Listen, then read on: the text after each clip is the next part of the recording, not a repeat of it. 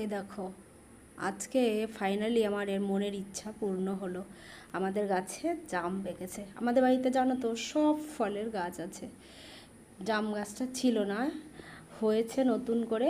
আর এবছরেই ফলটা হয়েছে আর পেকে গেছে। তো চলো জাম পেড়ে নিয়ে আসি।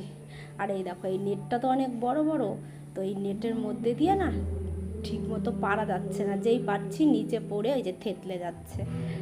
তো যাই হোক, আমি এই গাছ থেকে 3টে পারলাম। আমার দরকার হচ্ছে কটা, দাঁড়াও বলছি, 4টে আর 3টে, 7টা, 9টা 10টা জামের দরকার। কিন্তু এ গাছ ও গাছ কুড়িয়ে ভাগ্যিস আমি 8খানা জাম পেয়েছি। তবে আমার হয়ে যাবে, 8খানা জামেই আমার কাজ হয়ে যাবে। তো এই দেখো, আমার হাজব্যান্ড পুজো দিচ্ছে, আমারও স্নান হয়ে গেছে। আমার হাজব্যান্ড ফাইনালি দেখো জাম ঠাকুরকে নিবেদন করেও দিয়েছে। এবছরে প্রথম আমরা ঠাকুরকে আজকে জাম নিবেদন করি।